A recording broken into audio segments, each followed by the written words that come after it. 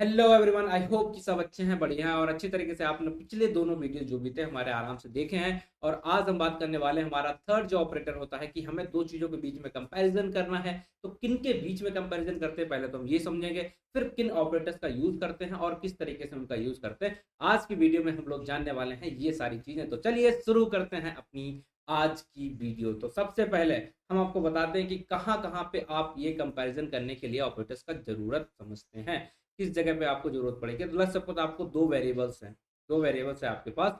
एक वेरिएबल है ए और एक वेरिएबल है बी। आपको इनको आपस में कंपेयर करना कि क्या ये आपस में इक्वल है, क्या ए बड़ा है या क्या बी बड़ा है। ये सारी चीजें आपको करनी है तो आप यहाँ पर यूज कर सकते हैं। इसी के तरीके से अगर आपको यहाँ पर एक्सप्रेशन दो आपने बना लिए और उस एक्सप्रेशन को आपको कंपेयर करना है। एक्सप्रेशन कैसे? Let's suppose A plus B is greater than C, what is like whatever it is. So इस तरीके से चीज अगर आपको करनी तो वहां पर भी आप इसका ही यूज करेंगे। इसके साथ हम लोग और देख लेते हैं भाई क्या।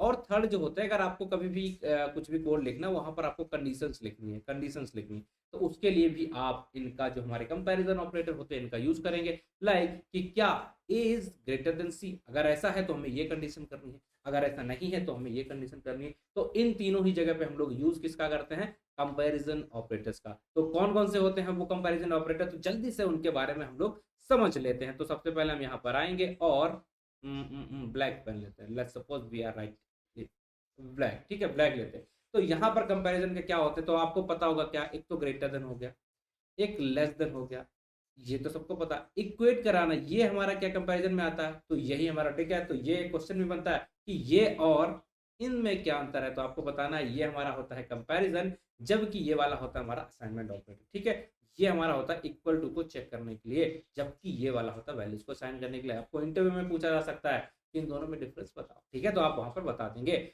और इसके साथ आपका क्या हो जाएगा, लेस देन इक्वल टू हो सकता है, इसके साथ आपका ग्रेटर देन इक्वल टू हो सकता है, या इक्वल टू ये वाला भी आपका हो सकता है लाइक दिस, ठीक है, नॉट इक्वल टू, ठीक है, नॉट इक्वल टू। तो ये सारे ऑपरेटर्स होते हैं जिनका हम यूज करते हैं ये सारे काम करने के लिए, ठीक है। तो किस तरीके से इन्हें करते हैं और ये जो हमने लिखा है तो इसका मतलब क्या हुआ। लेट्स सपोज अगर हमने कहीं भी लिखा है आपके साथ ग्रेटर देन इक्वल टू, तो इसका मतलब क्या होता है या इसका क्या हुआ। यहाँ पर हमारे पास दो कंडीशंस होती हैं क्या, कि या तो इक्वल टू होना चाहिए या तो ग्रेटर देन होना चाहिए या इक्वल टू। इन दोनों में से अगर एक भी हमारी ट्रू हो जाती है, या इक्वल टू है या ग्रेटर है, तो हमारा आंसर क्या आ जाता है, ट्रू, ठीक है, आंसर क्या आ जाता है, ट्रू। कंपैरिजन के ऑपरेटर्स को यूज करते हैं तो यहाँ पर जो हमारे आंसर्स आते हैं वो कैसे आते हैं, आपको ध्यान रखना चाहिए। उनका आंसर हमारा बाइनरी आंसर होता है। ऐसा होगा क्या, या तो ट्रू होगा या फॉल्स होगा, कोई भी आपको न्यूमेरिक वैल्यू यहाँ पर नहीं मिलती है जब भी आप इन सारी चीजों को यूज करते हैं। तो हमने क्या किया भाई, बाइनरी आउटपुट आता है। बाइनरी आउटपुट क्या हो सकते हैं, या तो बाइनरी आउटपुट ट्रू होगा या हमारा बाइनरी आउटपुट फॉल्स होगा। इन्हीं में से आएगा तो हमें कंडीशन लगाने में यही का तो यूज करना होता है। तो चलिए ये सारी चीजें हमने समझ ली हैं और हम अब चलते हैं अपने बीएस कोड पे और वहां पर आपको ये सारी चीजें करके भी दिखाते हैं, थोड़ा सा समझाने की कोशिश भी करते हैं। तो लेट्स सपोज हमने एक वेरिएबल लिया जिसके अंदर 3 कर दिया, बी वेरिएबल लिया और व्हाट इज दिस, इसको तो हटाना ही पड़ेगा। इधर आ गए हम और यहाँ पर हमने एक वेरिएबल ले लिया जिसको हमने बोल दिया 4। अब हम यहाँ पर यूज करना चाहते हैं ए इक्वल टू बी। हमने कौन सा ऑपरेटर यूज किया, इक्वेट करने वाला। तो देखिए इसका आंसर क्या आएगा, आंसर कितना आ रहा है, फॉल्स। तो आउटपुट कैसा आता है, हमेशा बाइनरी आउटपुट आएगा, चाहे वो ट्रू और फॉल्स वाला। और क्या है ये देख लेते हैं। और इसी तरीके से अगर हम ये वाला लिखते हैं क्या, कि ए इज ग्रेटर देन हमारा कितना है, वी। अगर हमने ऐसा लिखा है इज ग्रेटर देन वी, तो क्या ये सही है कि नहीं, तो आंसर आना चाहिए फॉल्स, क्योंकि ये बराबर नहीं है, इक्वल भी नहीं है लेकिन ये बड़ा भी नहीं है। और हम अगर यहाँ पर लिख देते हैं या, ठीक है, ग्रेटर देन और इक्वल टू, तो भी आंसर हमारा क्या आएगा, फॉल्स ही आएगा। क्यों, क्योंकि 3 हमारा छोटा ही है, ठीक है, 3 हमारा छोटा ही है।